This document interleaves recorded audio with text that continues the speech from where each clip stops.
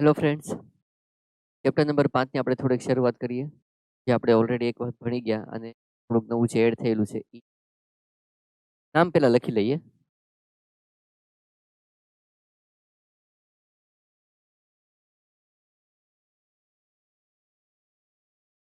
સપુષ્પી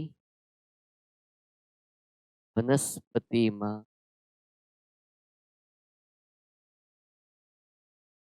બાહ્યાકાર વિદ્યા. આપણે મોર્ફોલોજી ભણી ગયા, બાહ્યાકાર વિદ્યા ભણી ગયા. એની અંદર અત્યારે થોડાક આજે આપણે આગળ વધીએ. સ્ટાર્ટિંગમાં તો આપણે એ જ કરીશું જે ઓલરેડી આપણે રૂપાંતરણોનો અભ્યાસ કર્યો હતો. પહેલી વાત પોઈન્ટ છે રૂપાંતરણો. કોના કોના રૂપાંતરણો આપણે ભણ્યા હતા? વનસ્પતિના 3 અંગો. એક અંગ મૂળ, બીજું અંગ પ્રકાંડ અને ત્રીજું અંગ પર્ણ. કયા કયા કાર્યો માટેના હતા? ખોરાક સંગ્રહ, રક્ષણ, આરોહણ, પ્રકાશ સંશ્લેષણ માટે પણ હતું, વાનસ્પતિક પ્રદન માટેનું પણ હતું. એ જ બધા એક્ઝામ્પલને અત્યારે આપણે અહીંયા ફટાફટ ખાલી રિવાઇઝ કરવાના છીએ. પણ યાદ રાખવાની વસ્તુ એ હશે કે તમારે એની અંદર નવા એક્ઝામ્પલ જે એડ થયા એ બધા વાંચવાના અને યાદ રાખવાના થશે. નામ નવા હોવાના છે. જેટલી વધારે વખત રિવિઝન થાય એટલી વધારે વખત આ ટોપિક, આ ચેપ્ટરનું અત્યારે જે આપણે ભણીએ છીએ એનું રિવિઝન કરતા રહેવાનું. નામ એક નવા આવશે આવશે આવશે. તમારે એ બધા નામને લખીને કે વાંચી તો સ્ટાર્ટિંગ કરીએ. આપણે નામની શરૂઆત કરીએ મૂળ પ્રકાંડ પર્ણના રૂપાંતરણોથી. અને એની અંદર રીતે ખાસ કરીને જે નવી વસ્તુ આવશે એની અંદર નવા તો નામ જ આવશે, બાકી બધું જે ભણી ગયેલા છે એ જ આવશે. ફોર એક્ઝામ્પલ હું તમને કહું કે એની અંદર ત્રાકાકાર મૂળ, મૂળના ખોરાક સંગ્રહ માટેનું રૂપાંતર. તો એમાં ત્રાકાકાર મૂળ તમારે એક્ઝામ્પલ કયું યાદ રાખવાનું થશે? એમાં મૂળો. ભમરડા આકારના બીટ અને સલગમ, શંકુ આકાર ગાજર, ડહાલિયા, શતાવરી અને સૂર્ય ગુલાબ કે જેને ઇંગ્લિશમાં પોર્ટુલાકા કહેવામાં આવે છે. એની અંદર રીતે તમને ખોરાક સંગ્રહનું વિશિષ્ટ કાર્ય જોવા મળશે એના મૂળમાં. બીજું ગંડિકામય મૂળ કે જેની અંદર મૂળ ગંડિકા હોય અને એની અંદર રાઇઝોબિયમ બેક્ટેરિયા હોય જેના દ્વારા નાઇટ્રોજન સ્થાપનનું કાર્ય થતું હોય. તો એવું એક એક્ઝામ્પલ આપેલું છે વટાણા. અને બાકીની સિંબી કુળની વનસ્પતિમાં સેમ આવું જોવા મળે. ખ્યાલ આવી જશે તમને. આ બધી મૂળ ગંડિકા, આ બધી બરાબર. આધાર માટે થઈને ભણી ગયા આપણે વડની અંદર સ્તંભાકાર મૂળ હોય અને શેરડી અને મકાઈમાં અવલંબન મૂળ હોય. આ સિવાય બીજા બે નામ તમારે એડ કરવાના, નાગરવેલ અને કાળા મરી. એના ગાંઠ અને આંતરગાંઠમાંથી જે મૂળ ઉત્પન્ન થાય એ એને આરોહણમાં મદદ કરે. આ બે એક્ઝામ્પલ યાદ રાખવાના. વાત વિનિમય યાદ કરો તો જમીનમાંથી બહાર આવતા ઓલા શ્વસન મૂળ. અને એમાં નામ આવ્યું હતું રાઇઝોફોરા. અત્યારે આખું આપણે નામ યાદ રાખીએ, રાઇઝોફોરા મેંગલે.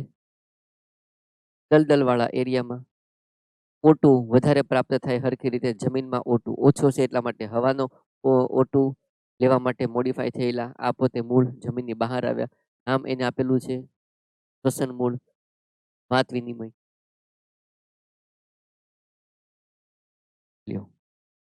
બીજું અંગ આવી ગયું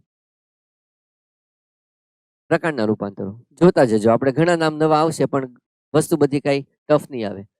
ગ્રંથિલ, શું નામ કહેશું એને? બટાકા. બટાકામાં જોવા મળતો લખાડા જેવો ભાગ કે જેની અંદર સામાન્ય રીતે કલિકાઓ હોય અને એ જે ભાગ છે એને આપણે કહેવાના છીએ આંખ. કાંઠા મૂળી આપણને જોવા મળે છે આદુમાં. ગાંઠ અને આંતરગાંઠ ક્લિયર તમને જોવા મળે છે. વજ્રકન, રતાળુ જેને આપણે કોલોકેશિયા સુરણ એક્ઝામ્પલ તરીકે પણ લઈ શકીએ. બરાબર. રતાળુમાં સ્પષ્ટ ગાંઠ અને આંતરગાંઠની હાજરી જોવા મળશે જે થોડુંક મજબૂત છે. આ આદુની અંદર એ જ વસ્તુ થોડીક સોફ્ટ છે. ખોરાક સંગ્રહ બે માં થયો, એક મજબૂત છે એક એની કરતા સોફ્ટ છે. આ આકૃતિ આપણે જોયેલી હોય. બધા બટાકા છે. ભૂમિગત પ્રકાંડ. આદુ. બરાબર.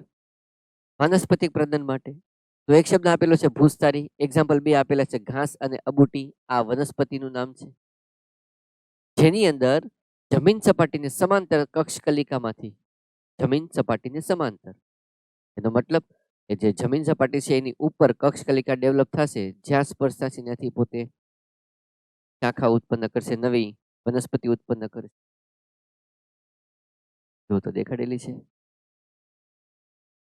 જમીન સપાટીને સમાંતર આખી આખી શાખા.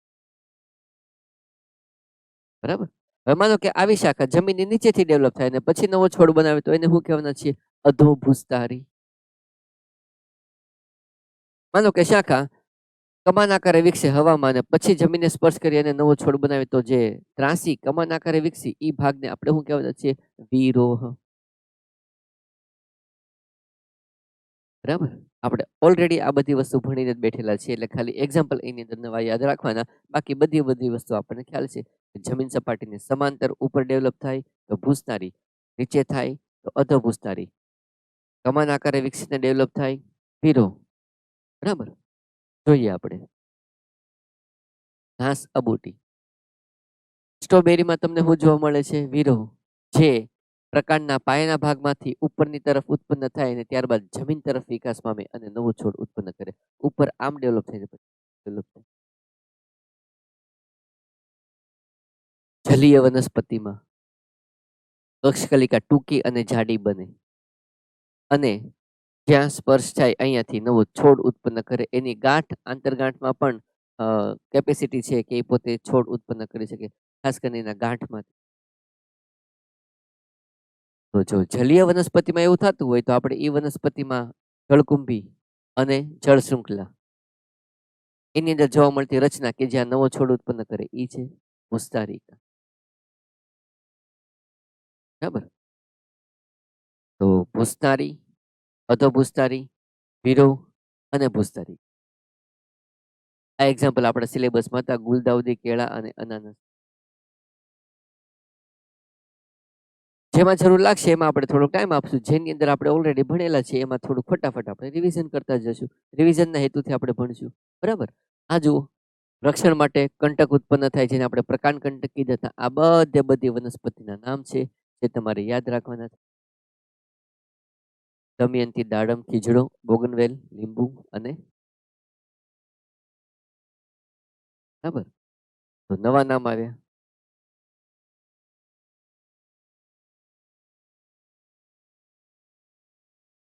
આધાર માટે થઈને પ્રકાંડ સૂત્ર કે જે યજમાન ફરતે પોતે વીંટળાશે અને એને આધાર તરીકે યુઝ કરી અને ઉપર ચડશે. તો એમાં બે નામ યાદ રાખશું, હાડસાકળ અને કૃષ્ણકમળ. કયા નામ છે એની અંદર? હાડસાકળ અને કૃષ્ણકમળ. પર્ણ કાર્યસ્તંભ. પર્ણ જેવું કાર્ય કરતો સ્તંભ એટલે કે પ્રકાંડની વાત કરી.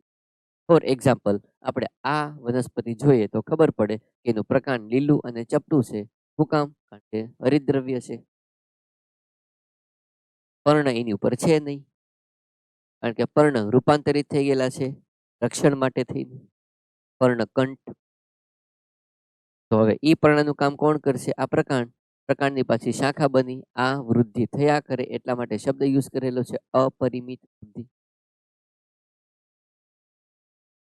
તો પર્ણ જેવું કાર્ય કરતો સ્તંભ એટલે શું થઈ ગયું? પર્ણ કાર્ય સ્તંભ એટલે કે ઈ કોની વાત કરે છે? પ્રકાંડનું પ્રકાશ સંશ્લેષણના હેતુ માટે થઈને રૂપાંતર. આ રચનાને શું કીધું આપણે? પર્ણ કાર્ય. એક્ઝામ્પલ છે કેક્ટસ જેને આપણે થોર તરીકે લઈએ છીએ સામાન્ય રીતે. યુફોર્બિયા આપણે જોયું હતું એક્ઝામ્પલ.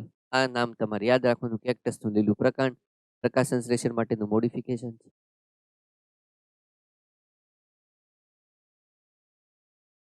પર્ણના રૂપાંતર હાવ એટલે હાવ ઈઝી. જો હમણાં જ આપણે ભણ્યા ફાફડો, થોર અને દારૂડી. આ એક એક્ઝામ્પલ એડ થયું છે. તમારે યાદ રાખવાનું. જે તમને આ જોવા મળે છે બધું શું છે? કંટ. શું હશે આ બધું? કંટ. બરાબર. યાંત્રિક આધાર માટે થઈને વટાણા અને મસૂર ની અંદર જે એનું પર્ણ છે અથવા તો એની પર્ણિકા હોય એ મોડિફાઈ થાય અને યજમાનને આધાર તરીકે વીંટળાય અને એ પોતે વિશિષ્ટ કાર્ય કર્યું. કયું વિશિષ્ટ કાર્ય? આધાર આપવાનું. બરાબર.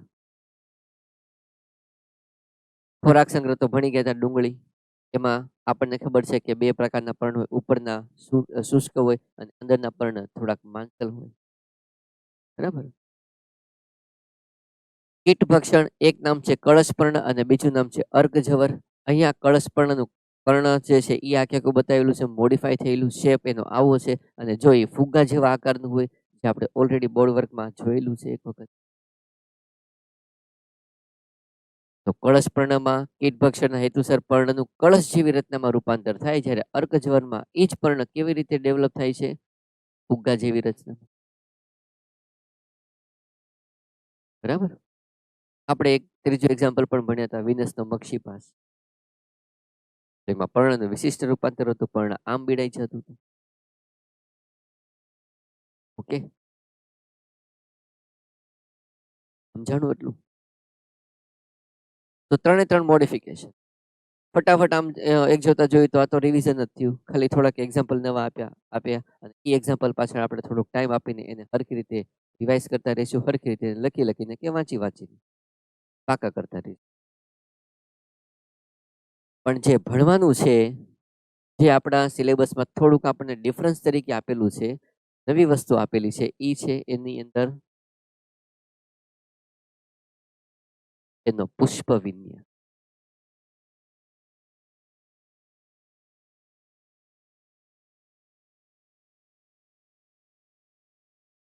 નવું છે પણ અઘરું નથી. બરાબર.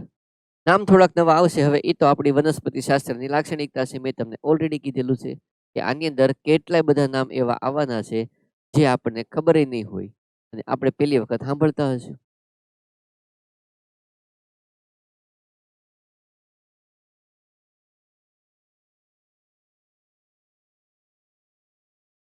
ઓકે,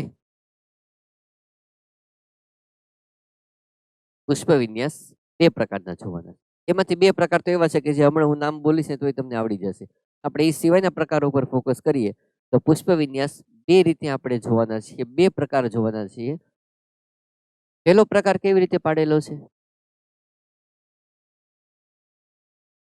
પુષ્પનું સ્થાન કયું છે? તો પુષ્પ ક્યાં ઉત્પન્ન થવાનું છે? પ્રકાંડ કે એની શાખાઓ ઉપર. તો કઈ જગ્યાએ ઉત્પન્ન થાય છે એના બેઝ ઉપર પહેલો પ્રકાર આપણે ભણવાના છીએ. પછી બીજા પ્રકારમાં આપણે કોની વાત કરવાના છીએ કે ભાઈ જે પુષ્પ ઉત્પન્ન થાય છે એ પુષ્પની ગોઠવણી કેવી રીતે થાય અને વધતા એનો ડેવલપમેન્ટ, એનો ખીલવાનો ક્રમ કે પછી એનો વિકાસ કેવી રીતે થાય. સમજાણું? બરાબર. કેવી રીતે ગોઠવણી થાય અને વિકાસ થાય એના બેઝ ઉપર આપણે એના 2 પ્રકારોની વાત આજે કરવાની. એ 2 પ્રકારોમાંથી બે નામ જો હું અત્યારે લખું તો તમને ખબર પડશે કે ઠીક આ નામ તો આપણને ખબર જ છે. પેલું નામ કયું છે ખબર?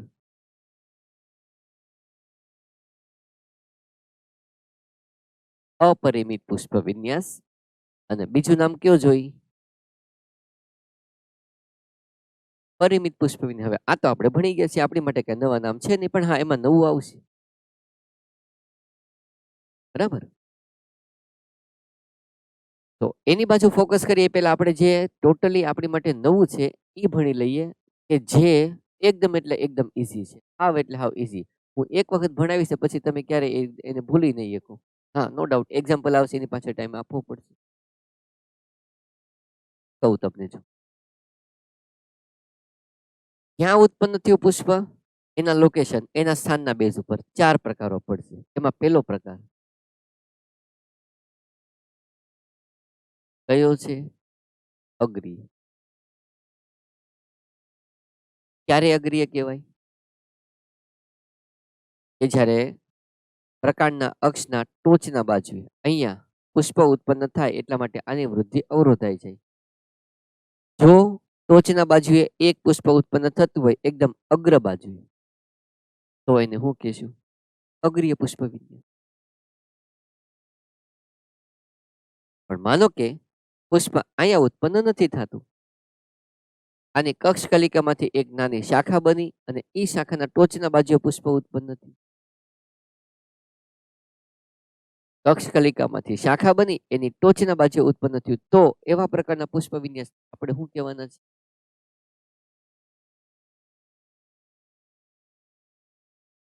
કક્ષીય. શું કહેશું? કક્ષીય. ટોચની બાજુએ પુષ્પ ઉત્પન્ન થયું એટલા માટે એનું નામ હું આપી દીધું કક્ષીય. અને એ પુષ્પ લગભગ કેવું હોવાનું? સંખ્યામાં એક જ હોય. અહીંયા એક હોય, અહીંયા એક હોય. એક હોય એટલા માટે શબ્દ હું યુઝ કરેલો છે એકાકી. એકાકી અગ્રીય, એકાકી કક્ષીય. બરાબર. પણ માનો કે હવે હું તમને એમ કહું કે પુષ્પ જે છે એ આવી રીતે ઉત્પન્ન થાય કે ધારો કે દોરીએ કે ભાઈ કોઈ શાખા છે, ધારો કે એ આ શાખા, ધારો કે એની અહીંયા અગ્રીય બાજુ પુષ્પ ઉત્પન્ન નથી થયું, કક્ષીય બાજુ એક શાખા ઉત્પન્ન થઈ અને એ શાખાના ટોચના બાજુ અહીંયા પુષ્પ ઉત્પન્ન ન, તો પુષ્પ ક્યાં ઉત્પન્ન થયું? અહીંયા. હું આવી રીતે દોરું પુષ્પને દેખાડવા માટે કે ભાઈ આ બધા પુષ્પ છે. અહીંયા આમ ઉત્પન્ન થયા. એક હારે એક કરતા વધારે ઉત્પન્ન થયા. જો ટોચના બાજુ નથી હોય, એની નીચે છે, એની નજીક પણ એની નીચે. જો આવી રીતે પુષ્પની ગોઠવણી થતી હોય તો આપણે આવા પ્રકારના પુષ્પ વિન્યાસને કહેવાના છીએ આંતરવિષ્ટ પુષ્પ વિન્યાસ. હું કહેશું શબ્દ આંતરવિષ્ટ. લાક્ષણિકતા શું હશે આની? કે ભાઈ માનો કે અહીંયા 4 પુષ્પ ઉત્પન્ન થયા તો 4 પુષ્પમાં એક પુષ્પ ફળદ્રુપ હોય, બીજું પુષ્પ વંધ્ય હોય, એક ફળદ્રુપ એક વંધ્ય, એવી રીતે પેટર્નમાં હોય. પાછું કન્ટિન્યુ બધા પુષ્પ વંધ્ય ન હોય, કન્ટિન્યુ બધા પુષ્પ ફળદ્રુપ ન હોય, ફળદ્રુપ વંધ્ય એકાંતરે. પુષ્પ ગુચ્છમાં જૂથમાં ઉત્પન્ન થાય. ઓલી બાજુએ એક એક બનતું હતું, એકાકી હતું. અહીંયા તો કેટલા હતા? ઘણા બધા. પુષ્પ વિન્યાસનો પ્રકાર શું થઈ ગયો? અંતરવિષ્ટ. બરાબર. માનો કે આપણે ઘણી વખત જોતા હોઈએ કે કોઈ વનસ્પતિ છે એ વનસ્પતિના મુખ્ય પ્રકાંડ ઉપર અથવા એ પ્રકાંડમાંથી જે મેઇન બ્રાન્ચ ઉત્પન્ન થઈ હોય ને ત્યાં તો મુખ્ય પ્રકાંડ, ત્યાં તો એની મુખ્ય શાખા. જો આવી રીતે પુષ્પ ઉત્પન્ન થતા હોય તો એવા પુષ્પ વિન્યાસને આપણે કહેવાના છીએ કોલીફ્લોરી પુષ્પ વિન્યાસ. કયો શબ્દ વાપર્યો? કોલીફ્લોર. સમજાણું? બરાબર. આકૃતિ બતાવું એટલે આપણને વધારે એક્ઝેક્ટલી ખ્યાલ આવે કે કોલીફ્લોરીમાં જો ગોઠવણી હોય તો એ કેવી રીતે હોય.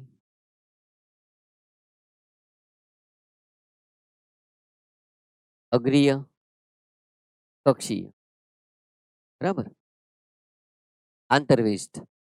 મુખ્ય ધરી પર અગ્રકલિકાનો વિકાસ ચાલુ રહે અને કક્ષીય શાખાઓની ટોચે મુખ્ય પુષ્પ વિન્યાસ ગુચ્છ જોવા મળે. એક્ઝામ્પલ છે બોટલ બ્રશ, ફળદ્રુપ અને વંધ્ય, આવા 2 પ્રકારના પુષ્પ હોય. બોટલ બ્રશ પ્લાન્ટનું એક્ઝામ્પલ તમને બતાવું. આ પુષ્પ છે, આનો વિકાસ ચાલુ જ રહેવાનો. હું કહેશું આને આંતરવિષ્ટ પુષ્પ વિન્યાસ. હું કહેવાના છીએ આપણે એને આંતરવિષ્ટ પુષ્પ. આવી રીતે બોટલ બ્રશ પ્લાન્ટ, કોલીફ્લોરી. એક્ઝામ્પલ છે કોકો વનસ્પતિ, ફણસ અથવા તો કૈલાસપતિ અને શિવલિંગી. આ 2 એક જ નામ છે. ઇંગ્લિશમાં એને કેનન બોલ પ્લાન્ટ કહેવામાં આવે. એમાં મુખ્ય જે અક્ષ હોય એની ઉપર તે સીધું પુષ્પ ધારણ થાય. એક હોઈ શકે અથવા અનેક હોઈ શકે. ફોર એક્ઝામ્પલ દેખાડું તમને આવી રીતે. સીધું મુખ્ય શાખા ઉપર જ બધા બન્યા. આ કદાચ એક પણ હોય અને એક કરતા વધારે પણ હોય. અહીંયા તમને જોયું ઘણા બધા છે એકારે. આ એ જ કહેવાય કોલીફ્લોરી. ખ્યાલ આવ્યો? બરાબર. કોના બેઝ ઉપર પ્રકારો જોઈએ આપણે? સ્થાન ક્યાં છે એનું, બરાબર? તો જો સ્થાનના બેઝ ઉપર પ્રકારો જોઈએ આપણે, તો આપણને ખબર પડે કે એની અંદર ઘણા બધાય નામ આવી શકે. 4 નામ તમારે યાદ રાખવાના: અગ્રીય, કક્ષીય. બીજા 2 આંતરવિષ્ટ અને પોલીફ્લોરી. 4. ઓકે, બરાબર. થોડાક આગળ નીકળીએ. અપરિમિતને આપણે હરખી રીતે ભણી લઈએ કે જેથી એમાં કોઈ પ્રોબ્લેમ કે ઇસ્યુ ક્રિએટ જ ન થાય. થોડાક પ્રકારો આની અંદર ઘણા બધાય નવા આવશે, પણ નવા પ્રકારો પાછા અઘરા નથી, એટલા માટે કોઈ ઇસ્યુ નથી. એ રીતે પરિમિત પરિમિત તો આની કરતા ઈઝી છે. પહેલા અપરિમિત સમજી લે, પછી પરિમિતમાં બહુ ટાઈમ નહીં. બરાબર. જો ક્યારે અપરિમિત કહેવાય? કે નવા પુષ્પો પહેલા ઉત્પન્ન થાય અને એનો વિકાસ પહેલા થાય, મતલબ કે પહેલા એ ખીલે. બરાબર. નવા પુષ્પ મેં કીધું તો એનો મતલબ કે પેલું, માનો કે આ અક્ષ છે, તો આ જે અક્ષ છે એમાં પેલું પુષ્પ અહીંયા ઉત્પન્ન થયું, તો એ અત્યારે નવું છે, પણ એની પછી બીજું પુષ્પ અહીંયા ઉત્પન્ન થાય, ત્રીજું અહીંયા બને, ચોથું અહીંયા બને, તો પાંચમું જે અહીંયા બન્યું હશે ઈ હવે નવું થયું, પણ આ કેવું થઈ ગયું? જૂનું. તો જ્યારે આ પુષ્પ કલિકા અવસ્થામાં હશે, કલિકા એટલે કે તરુણ પુષ્પ, એટલે કે ઈ પોતે હજી કલિકા છે, હજી ઓપન નથી થયું, તો ઈ હવે શું થઈ ગયું? ઈ નવું થઈ ગયું, ને આ શું થઈ ગયું? જૂનું. ખીલશે પહેલા આ, પછી આ, પછી આ, પછી આ, અને ત્યાં સુધીમાં આ પોતે કલિકા અવસ્થામાં.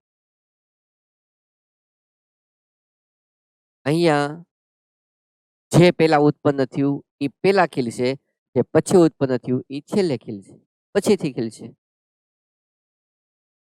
જો ક્રમ આવી રીતે હોય તો આપણે એવા પ્રકારના પુષ્પ વિન્યાસને શું કહેવાના? અપરિમિત.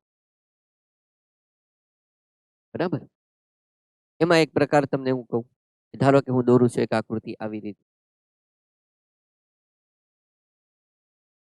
આ મુખ્ય અક્ષ કે જેની ઉપર પુષ્પ ઉત્પન્ન થવાનું છે, તો આપણે પુષ્પ ઉત્પન્ન કરીએ. ધારો કે આ છે પેલું પુષ્પ,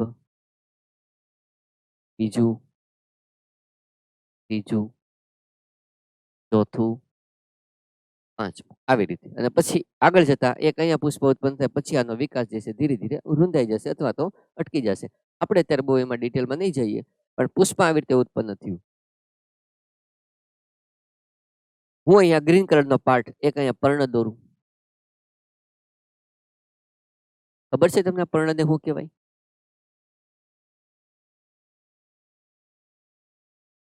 નિપત્ર. હું કે શિવાની? નિપત્ર. આ જે ધરી છે, ધરી એ પોતે ક્યાં આગળ નીકળી? તો કે ભાઈ એ ધરીનો વિકાસ આવી રીતે ઉપરની ડાયરેક્શનમાં. આ તો વધ્યા કરવાની છે જ્યાં સુધી એની અંદર વિકાસ ચાલુ રહે ત્યાં સુધી. જો ગોઠવણી આવી રીતે થતી હોય તો આવા પ્રકારના પુષ્પ વિન્યાસને આપણે શું કહેવાના છીએ? સરળ કલગી. કયો કહેશું એને આપણે? સરળ કલગી. વ્યવસ્થિત નામ લખી નાખીએ. કલગી. બરાબર. પુષ્પ વિન્યાસ. માનો કે હું આ આકૃતિને થોડી હરખી રીતે મોડિફાઈ કરું. મોડિફાઈ કરું એટલે કે આવી રીતે દોરું. ધારો કે આ અક્ષ દોર્યો, આ મેં અક્ષ દોર્યો, એ અક્ષની શાખા ઉત્પન્ન કરી અને આ જે શાખા છે એ શાખાની ઉપર આવી રીતે આમ પુષ્પ ધારણ થયા. આમ જો મુખ્ય શાખા ઉપર સીધે સીધા પુષ્પ ગોઠવાય તો સરળ કલગી. પણ માનો કે મુખ્ય શાખાની શાખા ઉત્પન્ન થઈ અને એની ઉપર જો પુષ્પ ઉત્પન્ન થતા હોય આમ, તો આપણે આવા પ્રકારના પુષ્પ વિન્યાસને શું કહેવાના છીએ? અહીંયા લખી નાખો એટલે તમને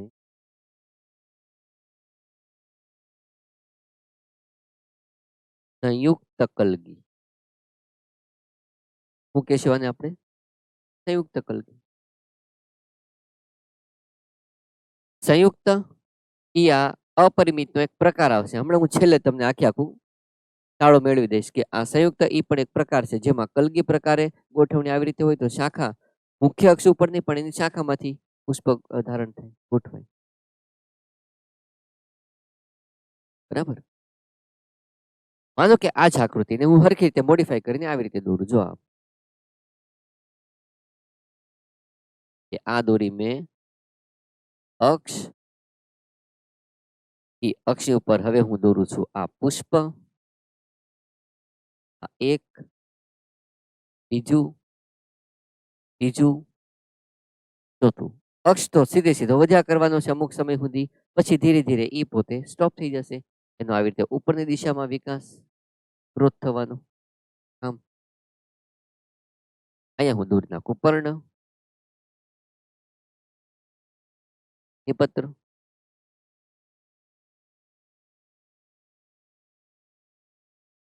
શું થયું અહીંયા? પુષ્પો સદંડી હતા અને અહીંયા પુષ્પો કેવા છે? અદંડી.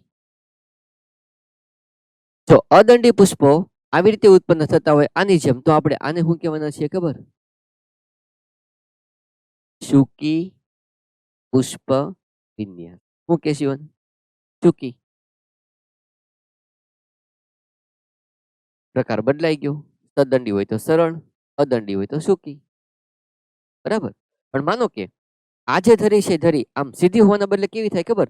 ઘણી વખત એ ધરી છે પોતે આવી રીતે આમ જમીનની તરફ આમ નીચેની તરફ વળેલી હોય અને વળેલી ધરી જે છે એની ઉપર પુષ્પો આવી રીતે ઉત્પન્ન થતા. આમ આમાં અદંડી પુષ્પ પણ હોઈ શકે, એવું નથી. અદંડી પણ હોઈ શકે. આ તમે સદંડી દોર્યા, અદંડીની પણ શક્યતાઓ રહેવાની. આ નિપત્ર. જો ધરી ઉપર હોવાના બદલે સીધી લટકતી હોય આવી રીતે જમીનની દિશાની તરફ, તો આવા પ્રકારના પુષ્પ વિન્યાસને આપણે કહેવાના છીએ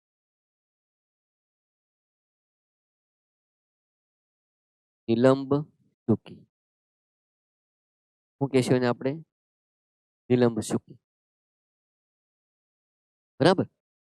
પણ માનો કે ઘણી વખત એવું જોવા મળ્યું કે ધારો કે આપણે લઈએ છીએ કે ભાઈ ધરી આવી રીતે આમ પાતળી નથી પણ કેવી છે?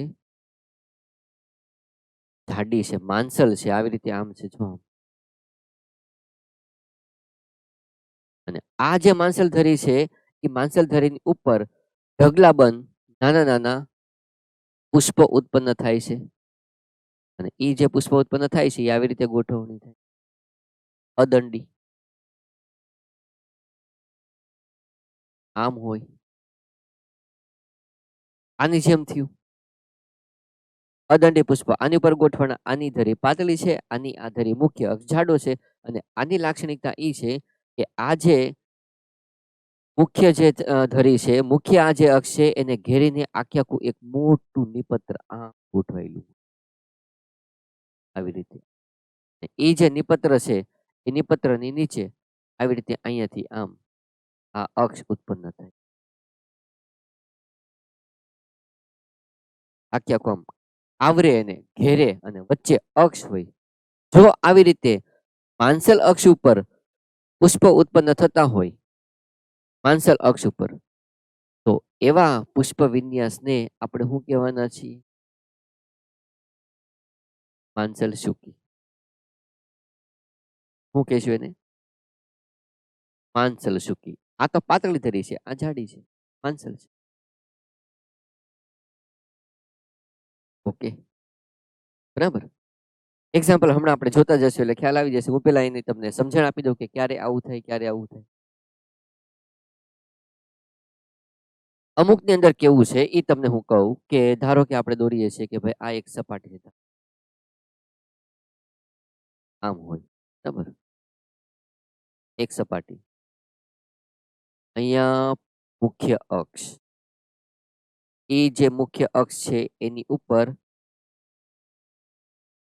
પુષ્પો નીચેથી આમ ઉત્પન્ન થયું અહીંયા સુધી, બીજું આમ ઉત્પન્ન થયું અહીંયા સુધી, બીજું આ ઉત્પન્ન થયું, ચોથું અહીંયા બન્યું ત્યાં સુધી.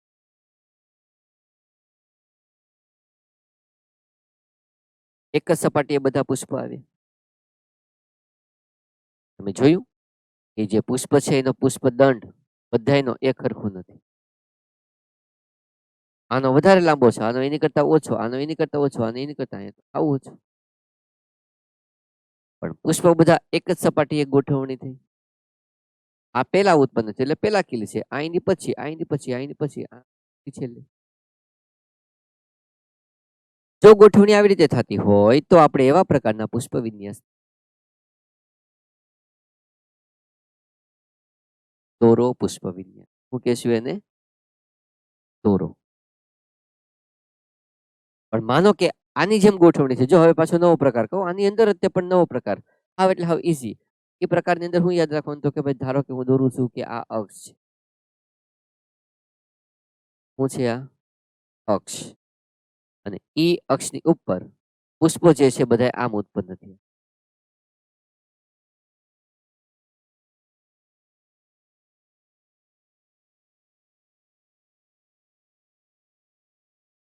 જેમાં લગભગ બધા પુષ્પનો પુષ્પદંડ કેવો છે? એક સેમ લંબાઈનો. અહીંયા એક સેમ લંબાઈ નથી. સપાટી કન્સિડર કરો ને તો જો આવી રીતે જોવા મળશે. એક જ સપાટી છે બધા. આ એમ જ છે. પણ દંડની લંબાઈ અલગ અલગ છે. પુષ્પદંડની લંબાઈ એક સરખી. જો આવી રીતે ગોઠવણી હોય તો આપણે એવા પ્રકારના પુષ્પ વિન્યાસ છત્રક પુષ્પ વિન્યાસ શું કહેશું એને? છત્રક. સમજાણું? બરાબર. એક પુષ્પ વિન્યાસ બીજો પણ છે જેને આપણે નામ આપવાના છીએ સ્તબક, અને સ્તબક પુષ્પ વિન્યાસ તમને જોવા મળવાનો છે સૂર્યમુખીમાં. મેં તમને કીધું હતું એક વખત કે સૂર્યમુખી જે આપણે જોઈએ છે એ હકીકતમાં એક ફૂલ નથી પણ એક શું છે? પુષ્પ વિન્યાસ. એમાં નાના નાના ઘણા બધા અલગ અલગ પ્રકારના હોય. મેઇનલી બે પ્રકારના, કિરણ અને બિંબ પુષ્પકો. હમણાં આપણે આગળ ઉપર જોવાના છીએ, આખું એનું કુળ આપણે ભણવાના છીએ અને એની દ્વારા બધું આવવાનું છે. બરાબર. હું તમને આકૃતિ બતાવું કે સરળ સૂકી નીલમ માંસલ તોરો છત્રક સ્તબકમાં કેવી રીતે હોય. સ્તબકમાં હમણાં આપણે આકૃતિ જોઈએ એટલે ખબર પડી જશે, પણ એક પુષ્પના પ્રકારનું હું નામ પુષ્પ વિન્યાસ પ્રકારનું નામ લખી નાખું જેનું નામ શું છે? સંયુક્ત પુષ્પ વિન્યાસ. ક્યારે સંયુક્ત કહેવાય? કે જ્યારે શાખા ઉત્પન્ન થાય અને એની ઉપર ગોઠવણી થાય. જો એવું કલગીમાં થતું હોય તો એને શું કહેવાય? સંયુક્ત કલગી. જો એવું માંસલ સૂકીમાં થતું હોય કે અહીંયા એક કરતા વધારે માંસલ સૂકી ધરી ઉત્પન્ન થાય અને એની ઉપર પુષ્પ ગોઠવાય તો એને શું કહેશું? સંયુક્ત માંસલ સૂકી. એ રીતે આની એક શાખા ઉપર સીધા બધા ગોઠવણ, પણ આની શાખા ઉત્પન્ન થાય અને એની ઉપર જો પુષ્પ ઉત્પન્ન થાય તો એને શું કહેવાના છીએ? સંયુક્ત તોરો. સંયુક્ત તમને આમાંય જોવા મળે, આમાંય જોવા મળે, આમાંય જોવા મળે અને સંયુક્ત છત્રકમાં પણ જોવા મળે. હમણાં એક પછી એક તમને આકૃતિ બતાવું એટલે તમને બધો ખ્યાલ ક્લિયર થઈ જાય. બરાબર. હું અહીંથી શરૂઆત કરું સરળ કલગીથી.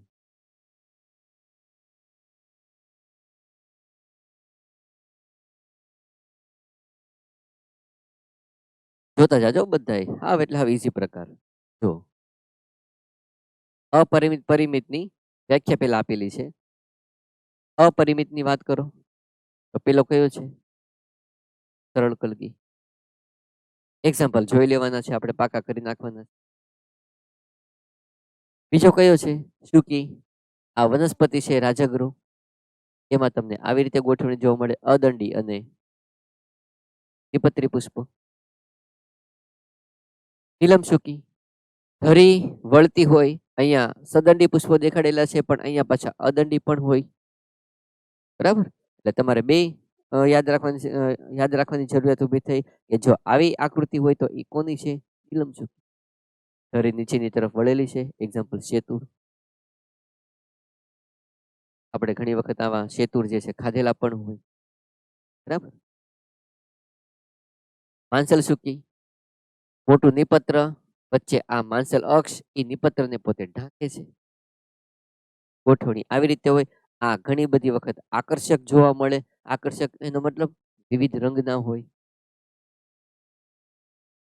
દેખાડું તમને જો આવી રીતે આખું નિપત્ર અક્ષ. આનો રંગ અલગ હોઈ શકે નિપત્રનો. અહીંયા સફેદ છે, ગ્રીન પણ હોય, રેડ પણ હોય અને પિંક પણ હોઈ શકે. આકર્ષણનું કાર્ય છે તો એ તો વિવિધ રંગના હોવાના જ. તોરો પુષ્પ વિન્યાસ આ બધા એક્ઝામ્પલ છે. નામ અહીંયા બધા પુષ્પો એક જ સપાટીએ પુષ્પદળની લંબાઈમાં વેરિએશન. નીચેના પુષ્પનો દંડ લાંબો હોય, ઉપરના પુષ્પનો દંડ ટૂંકો હોય. છત્રક એક જ તે સમાન લગભગ એક સમાન લંબાઈના બધા પુષ્પદળ અને બધા પુષ્પો એક જ સરફેસ સપાટી ઉપર. કોથમીર અને ડુંગળીમાં આવું હોય. સ્તબક પુષ્પ વિન્યાસ અક્ષ હોવો જોઈએ લાંબો, એના બદલે આમ લંબાઈના બદલે કેવો બન્યો? ચપટો બન્યો. આ અક્ષ છે એનો, જે કેટલાય બધે નાના નાના પુષ્પકોને ધારણ કરે છે. એટલા માટે આના અક્ષને શું કીધેલું છે? પુષ્પધાર. શું કીધેલું છે ને? પુષ્પધાર. લંબાઈમાં હોવાના બદલે કેવો થઈ ગયો? ચપટો અને આમ થઈ ગયો, આમ ચપટો થઈ ગયો. કોની અંદર છે આવું? સૂર્યમુખી. બરાબર. પુષ્પો મોસ્ટલી કેવા હોવાના? અદંડી.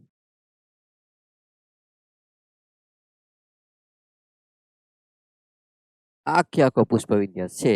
જો તમે એનો છેદ લ્યો તો આ જે તમને જોવા મળે છે આટલો ભાગ આ શું છે? એનો પુષ્પ વિન્યાસ અક્ષ, જેને આપણે પુષ્પધાર કીધું. અને આ બધા જે દેખાય છે આ બધું કોણ છે? એના અદંડી પુષ્પો.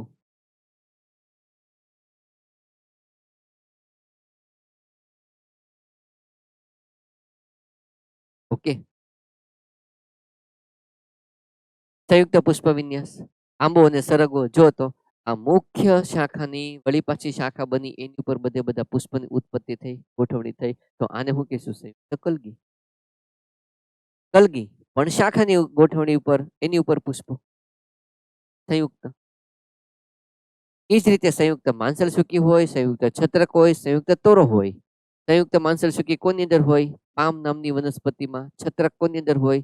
કોથમીર. સંયુક્ત તોરો કોની અંદર હોય? કેન્ડી ટફ્ટ, જેને આપણે આઇબેરિસ એમારા એવું નામ આપવાના છે આગળ ઉપર.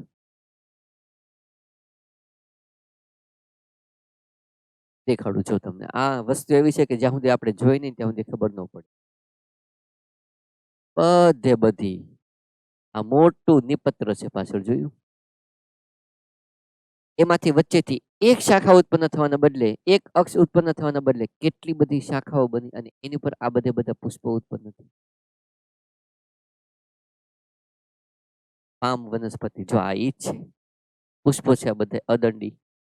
અને આ જે પાછળની બાજુ તમને દેખાય છે આ ગ્રીન કલરની, એ શું છે? એનું નિપત્ર.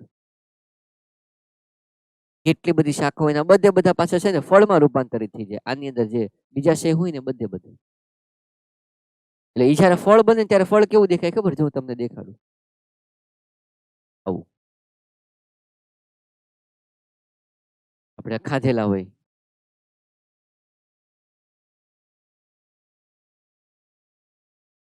પુષ્પ વિન્યાસ કયો છે? સંયુક્ત પાંસલ શુકી. બરાબર. સંયુક્ત છત્રક બધા પુષ્પો એક મુખ્ય શાખાની વળી પાછી શાખા બની બધા આવી રીતે ગોઠવણી થઈ. તો આને શું કહેશું? સંયુક્ત છત્રક. અને જો સંયુક્ત તોરો હોય તો આની જેમ જ ગોઠવણી, પણ પુષ્પ બધા આવી રીતે. સંયુક્ત છત્રક અને સંયુક્ત તોરો. બરાબર. કેટલી બધી શાખા બની, દરેક શાખા ઉપરથી આ બધા પુષ્પની ઉત્પત્તિ થઈ. ક્લિયર? બરાબર. પણ જો હું તમને એવી રીતે કહું કે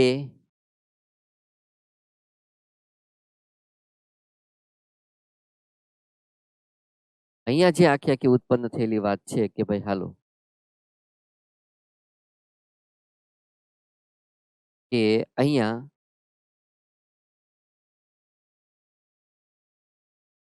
પરિમિતની જો હું તમને વાત કહું, હવે પરિમિત, તો પરિમિતની અંદર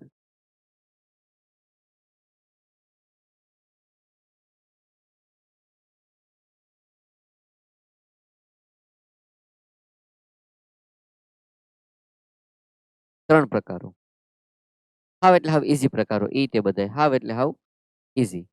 તો હું તમને એમાં કહું કે પરિમિતમાં ત્રણ પ્રકારો, એક છે એક શાખી, દ્વિશાખી અને બહુશાખી. એક શાખીમાં શું થાય તો કે ભાઈ અહીંયા અક્ષ દોરું અને ઈ અક્ષની ઉપર ધારો કે હું દોરું છું આ પુષ્પ,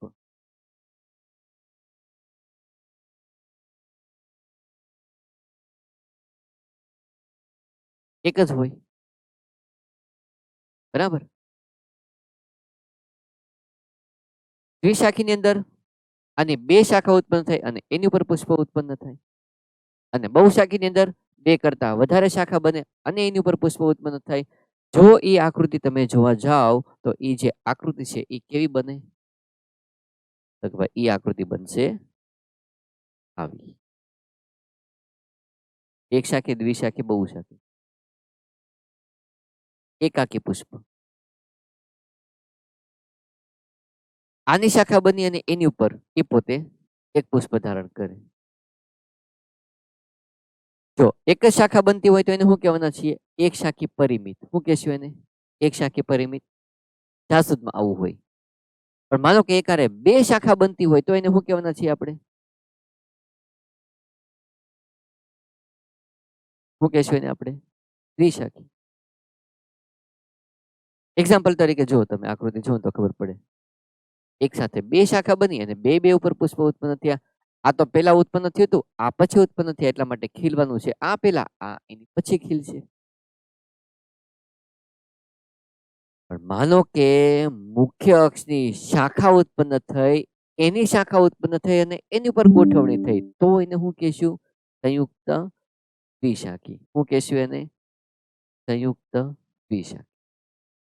ગોઠવણીમાં શાખાની ઉત્પત્તિ થઈ અને એની ઉપર ગોઠવણી થઈ. વિકાસ સૌથી પહેલા કોનો થશે, આ પેલા ખીલશે અને આ એની પછી ખીલશે, આ એની પછી આ ખીલશે અને એની પછી આ નીચેના ખીલશે. સમજણ ક્લિયર થયું કે અહીંયા પરિમિતના પ્રકારો પડ્યા, એક શાખી, જો એક શાખા ઉત્પન્ન થાય તો, બે ઉત્પન્ન થાય તો દ્વિશાખી. પણ માનો કે મુખ્ય શાખાની શાખા પડી અને એની પર ગોઠવણી થઈ તો સંયુક્ત દ્વિશાખી. બરાબર. બહુશાખી, બે કરતા વધારે શાખા હોય તો એને શું કહેવામાં આવે, બહુશાખી. પણ યાદ રાખવાનું કે પેલા આ ખીલ આ ઉત્પન્ન થયેલું છે તો પેલા આ ખીલશે, પછી જે ઉત્પન્ન થયા છે પછી એ ખીલશે, પછી જે છેલ્લી શાખામાં ઉત્પન્ન થયા છે એની ઉપરના પુષ્પો સૌથી છેલ્લે ખીલશે. એટલે આમાં ખીલવાનો ક્રમ શું હશે, અંદરથી બહારની સાઈડ. છત્રકમાં શું હોય, બહારથી અંદરની સાઈડ. બરાબર. તો તમારે સમજવાની વસ્તુ અથવા તો યાદ રાખવાની વસ્તુ મેઇન જે થઈ એ શું થઈ, તો કે ભાઈ થઈ છે એના પુષ્પ વિન્યાસના પ્રકારો, અપરિમિત, પરિમિત. પરિમિતની અંદર ત્રણ પ્રકારો. એ જે ત્રણ પ્રકારો છે એ ત્રણ પ્રકારોને જો આપણે હરખી રીતે લેબલિંગ વાઇઝ જોઈએ તો અહીંયા હું તમને દેખાડી દઉં કે એની અંદર હવે હું યાદ રાખશું, પરિમિતમાં ત્રણ પ્રકારો,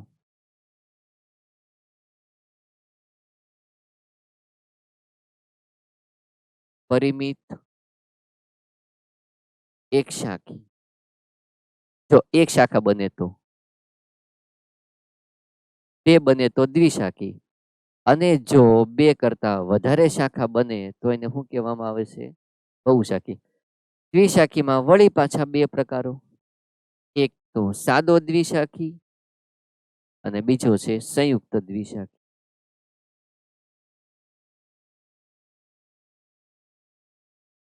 બરાબર. આખે આખું તમારું સિમ્પલ જેટલી વસ્તુ નવી આવી બધું એકની અંદર. બરાબર? ક્લિયર?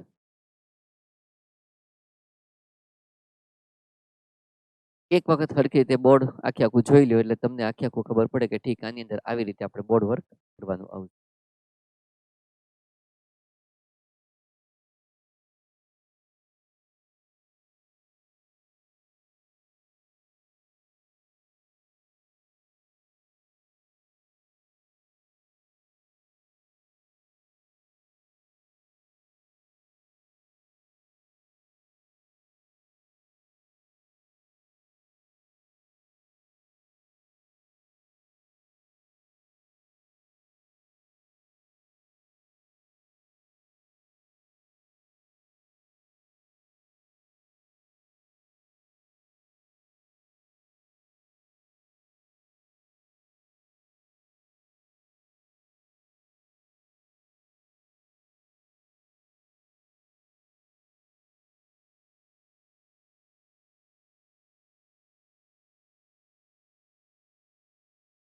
ઓકે, હાલો.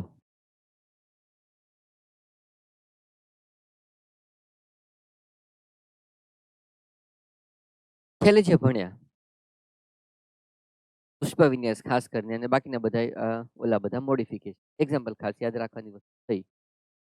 અત્યારે પાછી આપણે એનું થોડીક અલગ વાત કરીએ.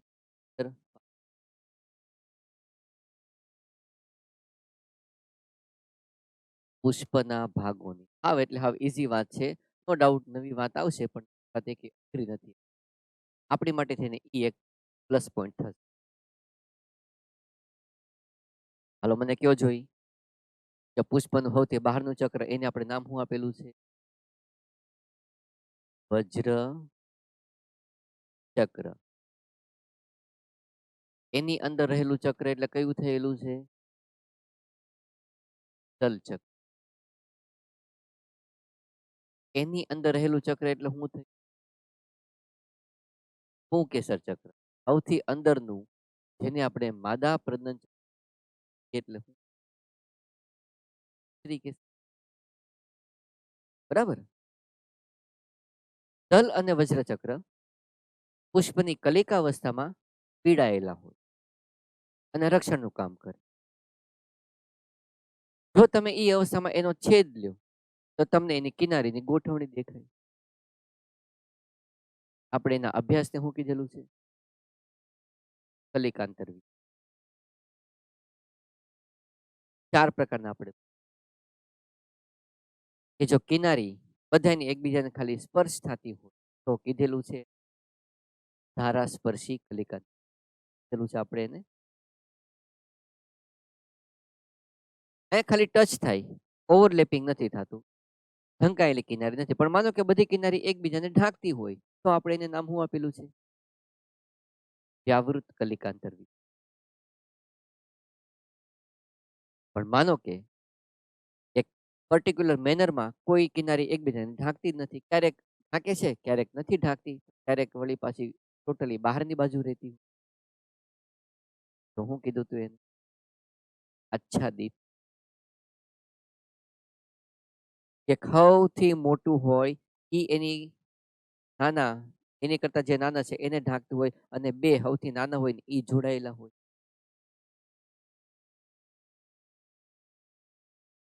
ભજક, ભક્ષક, તો આવી રીતે હોય તો નામ શું આપ્યું હતું આપણે એને? પતંગિયા. બરાબર. પણ માનો કે ગોઠવણી જે છે એ ગોઠવણી ધારો કે આવી રીતે છે, આપણે કોઈ દિવસ નો વાત કરી હોય કે નો ભણ્યા હોય એના સંદર્ભમાં આપણે જોઈએ તો આવી જોવા મળે તો એને શું કહેવાના છે? ક્વિન્કુન્શિયલ. નવું નામ આવ્યું આ તો. ક્યારે ક્વિન્કુન્શિયલ કહેવાય?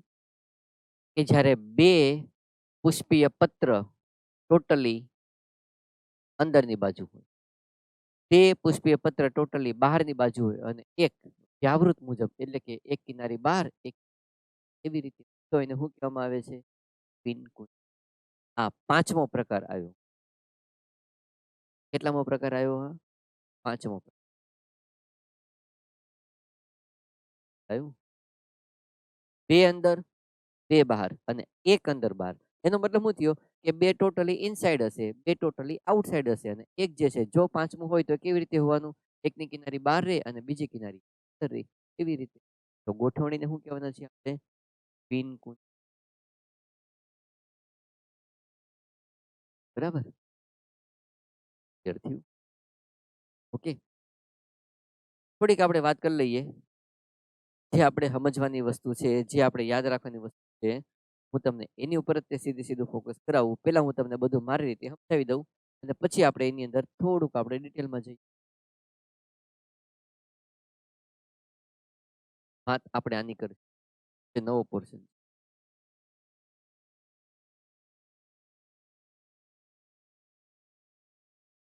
ઘણી બધી વસ્તુ સમજવાની થશે, પણ એક પણ વસ્તુ પાછી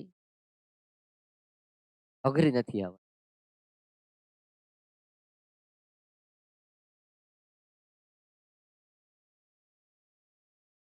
પહેલી વસ્તુ જોવાના છે આપણે એના જોડાણની. બરાબર? કે પુંકેસરની જો તમે વાત કરો તો પુંકેસર ચક્ર એટલે એનો એક એકમ હું દોરું. ધારો કે દોર્યો મેં આવી રીતે. પરાગાશય અને તંતુ. બરાબર? સિમ્પલ. આને આપણે પરાગાશય કીધું, આને આપણે તંતુ કીધું. આની અંદર પરાગરજ હોય, અસંખ્ય હોય, ઘણી બધી હોય. આની અંદર આપણને ખબર છે કે આ તો તંતુ છે, એ જોડી રાખનારી. કઈ રીતે આ જે પુંકેસર છે એ જોડાયેલા છે એકબીજાની હારે કે પછી અન્ય ચક્રોની? એ જોડાણ આપણે સમજવાનું છે. સમજાવું તમને.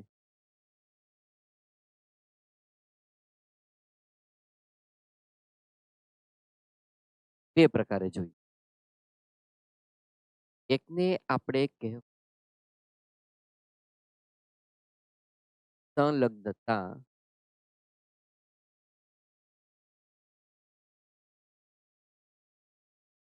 કહેવાના છીએ આપણે આને સંલગ્નતા, અને બીજાને આપણે કહેવાના છીએ અભિલગ્નતા. સંલગ્નતા કોને કહેશું? તો કે ભાઈ પરસ્પર પુંકેસરના એકમો એકબીજાની હારે જોડાયેલા હોય તો એને શું કહેવામાં આવે છે? સંલગ્નતા. એકબીજાની હારેનું જોડાણ. અને અભિલગ્નતા કોને કહેશું? તો કે ભાઈ પુંકેસરોનું અન્ય ચક્રની જોડાણ કેવું છે? માનો કે પુંકેસરો જોડાયેલા છે દલચક્રની, દલપત્રની હારે, તો આપણે એવા પ્રકારના આપણે ભણી ગયા. દલ લગ્ન. માનો કે પરિપુષ્પ છે અને પરિપુષ્પના એકમોની હારે ઈ જોડાયેલા હોય તો આપણે એવા પ્રકારના પુંકેસરને શું કહેવાના છીએ? પરિપુષ્પ લગ્ન. આ લ્યો, ઈઝી શબ્દ છે, આપણે ભણી ગયા ઈ છે કે ક્યાં તો દલપત્રની હારે હોય, પરિપુષ્પની હારે હોય, એના બેઝ ઉપર આપણે એને શબ્દ આપ્યા. આને આપણે શું કહેવાના છીએ? અભિલગ્નતા. કહીશું આને આપણે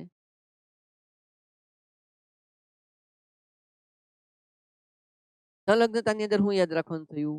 તો યાદ રાખવાનું થયું એકમોનું જોડાણ. માનો કે પુંકેસરના એકમો એકબીજાની હારે જોડાયેલા છે જ નહીં, તો આપણે એવા પ્રકારના પુંકેસર મુક્ત પુંકેસર શું કહેવાના છીએ આપણે એને? મુક્ત પુંકેસર. માનો કે જોડાણ છે તો એને શું કહેવાના છીએ? યુક્ત પુંકેસર. ક્યારે યુક્ત કહેવાય ખબર? કહું તમને જો, કે જ્યારે પુંકેસરના એકમો, પુંકેસર એટલે યાદ રાખવાનું પરાગાશય અને તંતુ, આ 2 એકમોનું બનેલું છે. જો જે છે પણ એ હવે આપણે આગળ ઉપર જોશું, અત્યારે હમણાં નથી જતા એમ.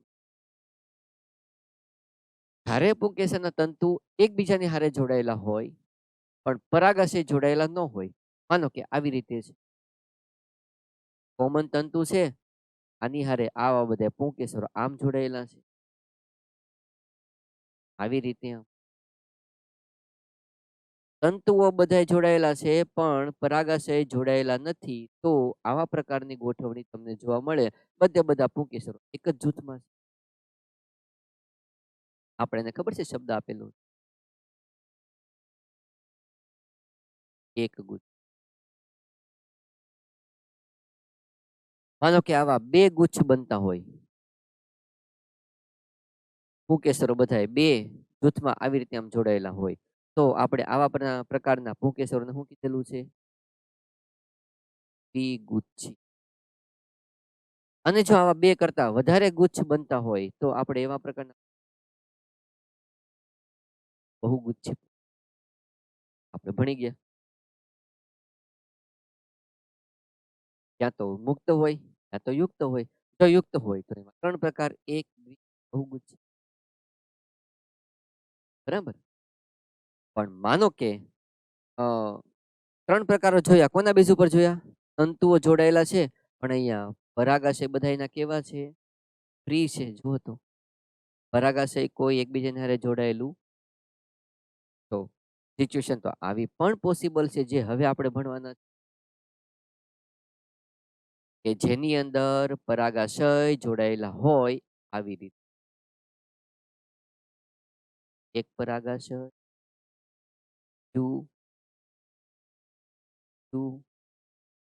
ચોથું, પાંચમું, છઠ્ઠું. પણ એકેયના તંતુ જોડાયેલા ન. તંતુ બધાયના કેવા હોય?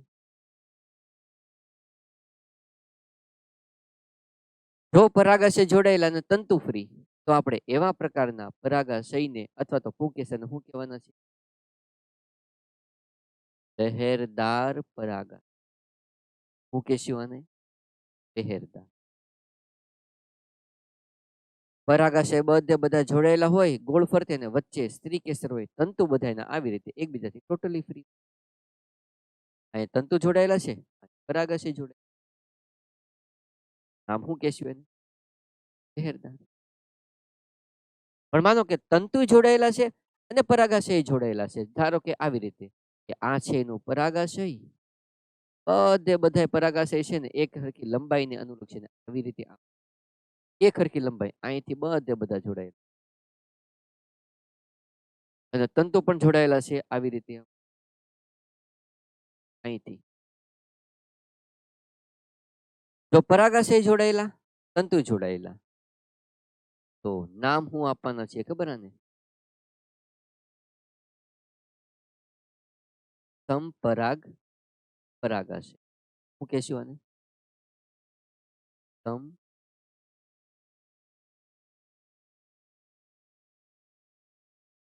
પરાગ પરાગાશય. આ લહેરદાર ને આને શું કીધું? સંપરાગ. બરાબર. માનો કે આવી રીતે છે કોઈ પુષ્પની અંદર ધારો કે આવી રીતે છે જે હવે હું દોરું છું નહીં એ કોઈ પુષ્પ છે એનું દલપત્ર છે એનું દલપત્ર તો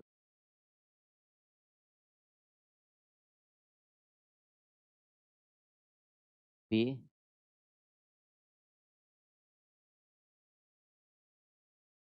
5. હજી મારે બીજી જરૂર છે તો હું બીજું દોરી નાખું. એક દલપત્ર,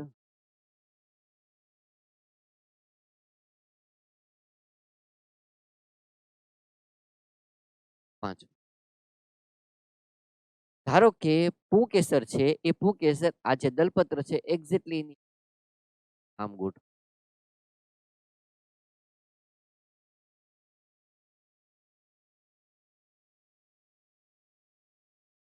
જો દલપત્રની સામે જ તે બધા ગોઠવાયેલા હોય પુંકેસરો તો આવા પ્રકારના પુંકેસરોને કહેવાય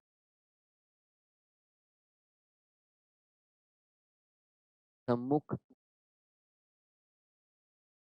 હું કહેશું એને? સમ્મુખ. પણ માનો કે આવી રીતે હોય બે દલપત્રની વચ્ચે આમ હોય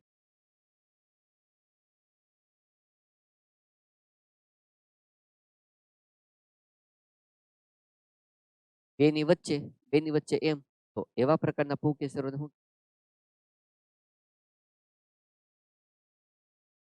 એકાંતરિક પુંકેસર. કેવી રીતે ગોઠવણી થઈ? ઓલ્ટરનેટ, બેની વચ્ચે એક, બેની વચ્ચે એક. અહીંયા તો બધાની સામે જ છે. બધાની સામે મતલબ કે માનો કે આ દલપત્ર હોય તો આ પુંકેસર ધારો કે લઈએ, તો પુંકેસર આમ હોય, એની સામે હોય, આમ. ટૂંકમાં અડીને ન હોય, હોય પણ ખરી. આપણે સમજીએ કે ભાઈ એ આવી રીતે આમ.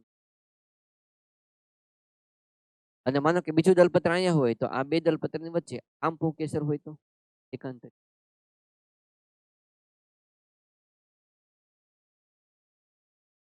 બરાબર. ધારો કે હવે હું દોરું છું એક પુષ્પ, સિમ્પલ. જો મારે પુષ્પ દોરવું હોય તો પહેલા મારે તમને દંડ, પુષ્પાસન, એના સેન્ટરમાં તમને જોવા મળે છે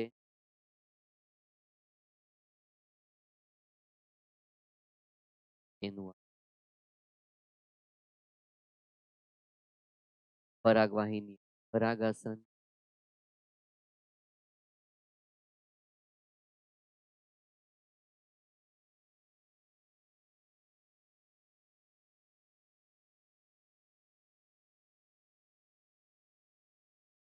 દલપત્ર મારે જેટલી જરૂર છે એટલું હું કરી દોરું. આ એના વજ્ર,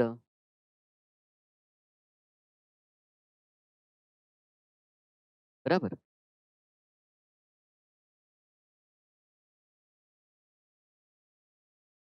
દોરી નાખું.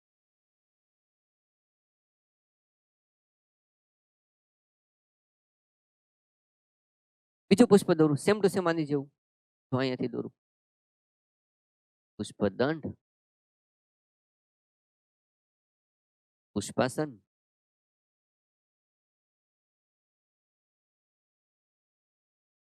બીજાશય, પરાગાસન, પરાગવાહિની,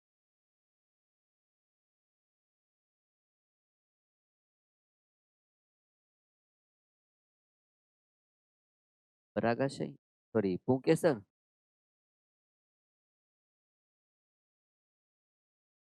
દલ, વજ્ર. માનો કે આ જે પુંકેસર છે એ પુંકેસરના મુખ કે જ્યાંથી એનું સ્ફોટન થાય જનરલી એ સ્ત્રી કેસરની તરફ રહેતા હોય, આ બાજુ અંદરની બાજુ. આ આખે આખું શું છે એનો અક્ષ, પુષ્પાક્ષ એને કહેવામાં આવે. આ આખે આખો સિમ્પલ એનો અક્ષ હોય. અને જો પુંકેસરના મુખ, આ મુખ પ્રદેશ સ્ત્રી કેસરની તરફ એટલે કે અક્ષની દિશામાં રહેતો હોય. આ બે બે કેવી રીતે છે? વચ્ચે સ્ત્રી કેસર છે અને એની સામે આમ મુખ એના સ્ત્રી કેસરની દિશા. તો આવા પ્રકારના પુંકેસર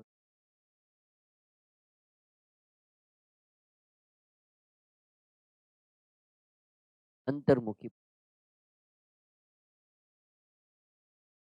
અંદરની બાજુ નમેલા રહે છે, સ્ત્રી કેસર તરફ એના મુખ રહે છે, એટલા માટે એને અંતર્મુખી કીધું.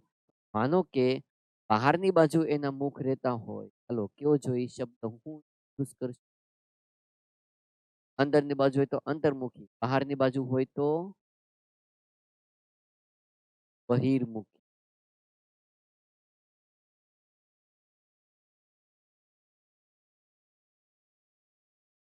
બરાબર. અંદરની પરાગરજ બહાર આવી જોઈએ, સીધી વાત છે. તો જ પરાગ નહીં નીકળે. તો બહાર ક્યારે આવે? કે જ્યારે આ પરાગાશય છે એનું ઉપરનું પડ આ તૂટે. તૂટવાની ક્રિયાને આપણે શું કહેવાના છીએ? સ્ફોટન. તૂટવું. બે રીતે સ્ફોટન થાય. કેટલી રીતે થાય? બે રીતે. એક સ્ફોટન થાય, ધારો કે હું દોરું છું આ છે પરાગાશય, ધારો કે હું આ દોરું છું આ છે પરાગાશય. બીજું આ છે તંતુ. તો માનો કે પરાગાશય છે એ તૂટે છે, પણ તૂટે છે ક્યાંથી? અહીંથી એક છિદ્ર પડે અને એ છિદ્રમાંથી બધી પરાગરજ બહાર આવે. માનો કે છિદ્ર પડ્યું અને પરાગરજ બહાર. તો સ્ફોટનની ટેકનિક રીત કઈ થઈ? પેટર્ન કઈ થઈ? છિદ્રો દ્વારા સ્ફોટન. બરાબર. પણ માનો કે છિદ્ર નથી પડતું અને શું પડે છે? સીધી સીધી ફાટ પડે છે એક. આવી રીતે આમ અહીંથી બધી પરાગરજ બહાર આવે તો આપણે સ્ફોટનની ટેકનિક પેટર્નને હું ફાટ દ્વારા બે પેટર્નમાંથી બહાર આવીએ કે ક્યાં તો છિદ્ર પડીને બધી પરાગરજ બહાર આવે, ક્યાં તો ફાટ પડે અને પરાગરજ બહાર આવે. છિદ્ર અહીંયા જ પડે એવું જરૂરી નથી, ફાટ અહીંયા જ પડે એવું જરૂરી નથી. એ ફાટની જગ્યા નક્કી નહીં. હા, પણ પડે તો ફાટ અથવા લોકેશન જગ્યા એની નક્કી ન હોય, પણ તમે કહી શકો કે હા ભાઈ હાલો છિદ્ર પડ્યું અને બહાર આવી, ફાટ પડી અને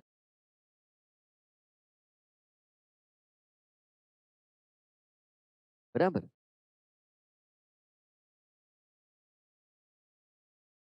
ખંડો પરાગાશયના, જો પરાગાશયમાં એક જ ખંડ હોય તો એને શું કહેવામાં આવે છે? એક ખંડ. અને જો ખંડો બે હોય તો એને શું કહેવામાં આવે છે? દ્વિખંડી પરાગાશય. ત્યાં તો એક ખંડી હોય, ત્યાં તો કેટલા ખંડ હોય? બે ખંડ હોય. તો એક ખંડી હોય તો એક ખંડી, અને દ્વિખંડી બે ખંડ હોય તો એને પરાગાશય એવું કહેવામાં આવે. પરાગાશયના ખંડ પડે, માનો કે આવો એક જ ખંડ, માનો કે આ પરાગાશય હું દોરું અને એમાં વચ્ચે આવી રીતે ફાટ ફાટ ઉત્પન્ન, તો આ કેટલું થઈ? એક ખંડી. બરાબર.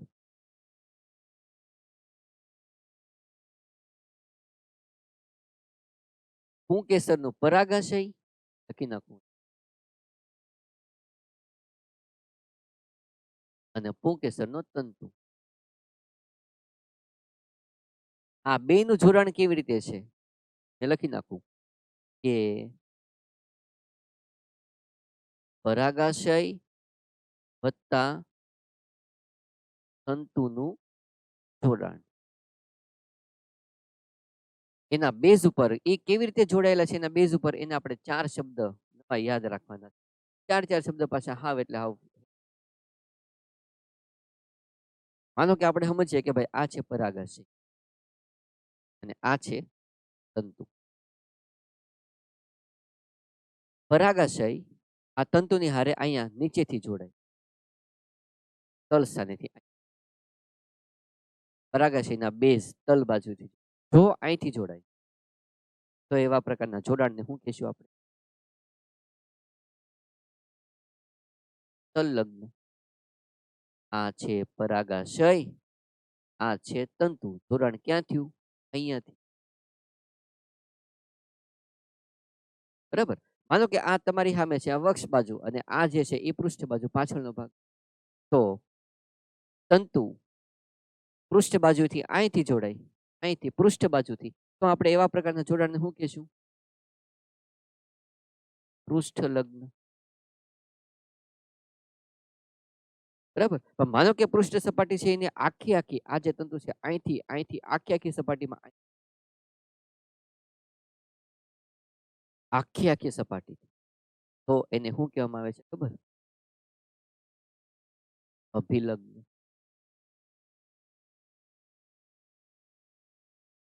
સંલગ્ન, પૃષ્ઠ લગ્ન, અભિલગ્ન.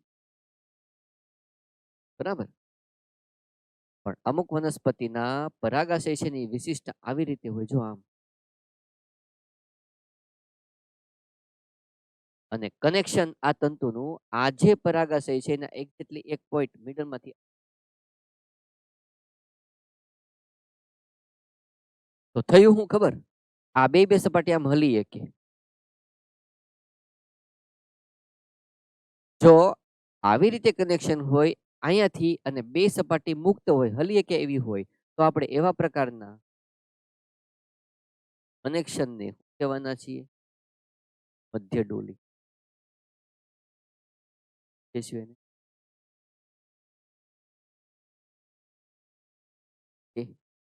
બરાબર. સંલગ્ન, પૃષ્ઠ લગ્ન, અભિલગ્ન, મધ્ય ડોલી. તલ બાજુ હોય તો તલ, પૃષ્ઠ બાજુ હોય તો પૃષ્ઠ લગ્ન, આખી આખી સપાટીની હારે હોય તો અભિલગ્ન, અને જો ખાલી અહીંયા આ પોઈન્ટ થી કનેક્શન હોય તો મધ્ય ડોલી. ઓકે. બરાબર.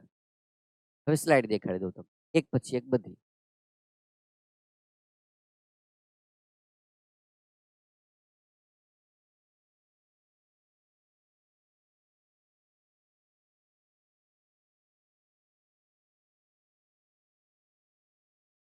જોતા જઈએ એક પછી એક.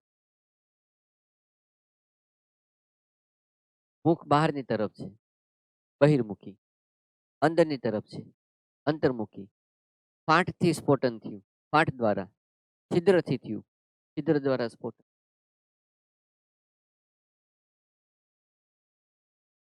આને કીધું લહેરદાર પરાગાશય. આ આકૃતિ તમારે યાદ રાખવાની, કારણ કે આ આકૃતિમાં એક્ઝેક્ટલી અન્ડરસ્ટેન્ડ નહીં હોય.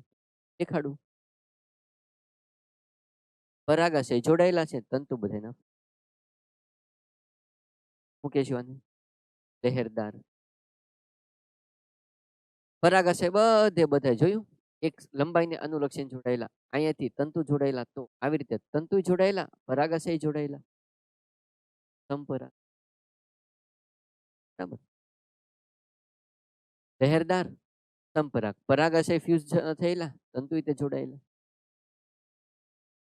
યુક્ત પુંકેસર, એમાં જોઈ ગયા આપણે એક ગુચ્છી, દ્વિગુચ્છી અને બહુગુચ્છી. જોઈ લેવાની આકૃતિ. જાસૂદમાં આવી રીતે હોય. પરાગાશય જોડાયેલા ન હોય, તંતુ બધા જોડાયેલા હોય.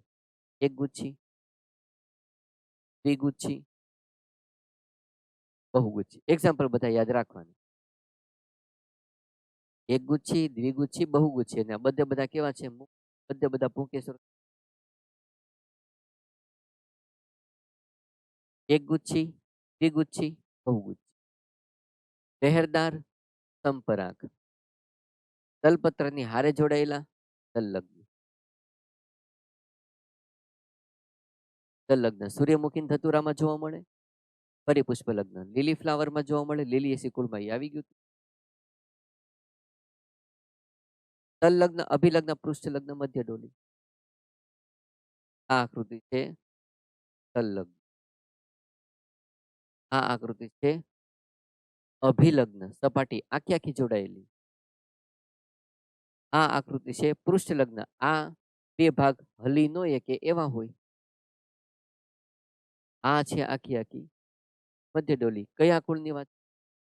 ગ્રામીની, એક દળી કુળ. આપણે ભણવાનું છે, ભણશું ત્યારે પાછું. ઓકે. તલ્લગ્ન, પૃષ્ઠ લગ્ન, અભિલગ્ન, મધ્ય ડોલી. પરાગાશયના ખંડો એક હોય કે પછી બે હોય. આ એક બાજુનો આખે આખું પરાગાશય છે, આ બીજી બાજુનું પરાગાશય છે. આ આખે આખો સંપૂર્ણ એક જ ખંડ, આ આખે આખો સંપૂર્ણ બીજો ખંડ. બે ટોટલી એક ખંડ વાળા છે. માનો કે અહીંથી આવી રીતે આમ કાચ ઉત્પન્ન. આ કેટલા ખંડ વાળું થઈ ગયું? બે ખંડ વાળું. માનો કે અહીંથી ખાંચ ઉત્પન્ન થઈ, કેટલા ખંડ થઈ ગયા? તો આકૃતિ આવી થવાની.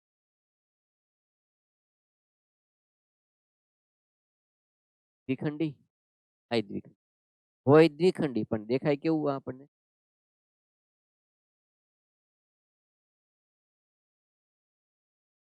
બરાબર. છિદ્ર અથવા ફાટ દ્વારા. જો છિદ્ર દ્વારા થયું તો પેટર્ન આવી રીતે હોય. ફાટ દ્વારા થઈ તો પેટર્ન. બરાબર.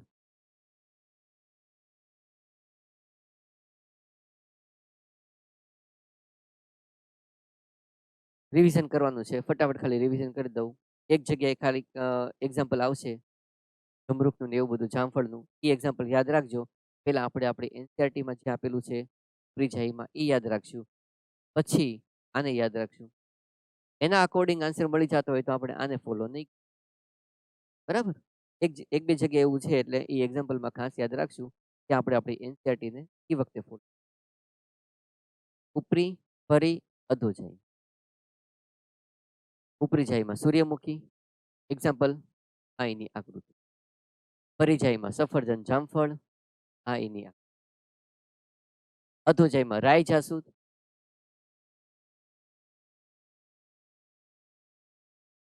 મુક્ત સ્ત્રીકેસર હોય કે પછી યુક્ત હોય, બેમાંથી એક પણ હોઈ શકે. જ્યારે એક કરતા વધારે પુંકેસર હોય ત્યારે બે પોસિબિલિટી, ક્યાં તો બધા સ્ત્રીકેસર હોય ક્યાં તો બધા યુક્ત હોય.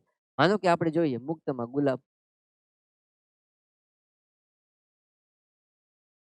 યુક્તમાં ભીંડો અને ટમેટા જોડાયેલા હોય, પણ જ્યારે તમે છેદ લ્યો ત્યારે તમને એમાં કોટર દેખાય. ક્વોટર દેખાય ત્યારે સમજી લેવાનું. માનો કે 2 ક્વોટર દેખાય તો દ્વિસ્તરી કેસરી. 3 દેખાય ત્રિસ્તરી કેસરી. 4 દેખાય ચતુસ્તરી કેસરી. 12 થી એક જ દેખાય છેદ લઈને ખબર પડે કે ઠીક આટલા જોડાયેલા છે. એક કોટરીય હોય, દ્વિકોટરીય હોય કે પછી બહુકોટરીય હોય. એક્ઝામ્પલ યાદ રાખવાના છે. ગુલાબ અને વટાણા, દ્વિકોટરીમાં ધતુરો, બહુકોટરીમાં ભીંડો અને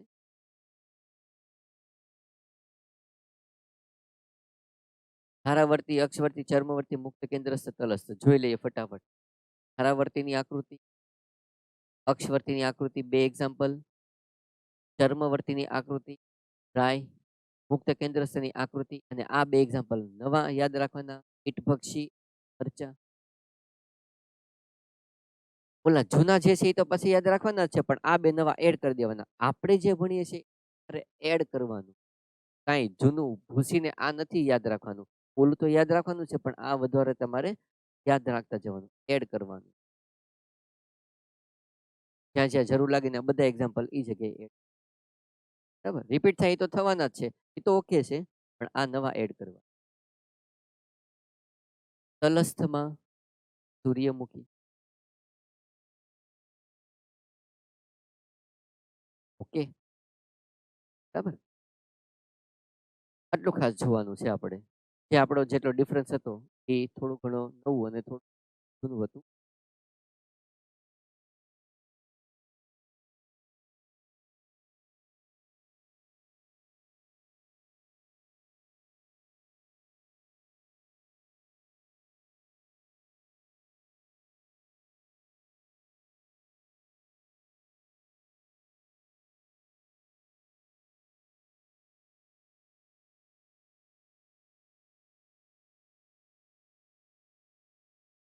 લેક્ચર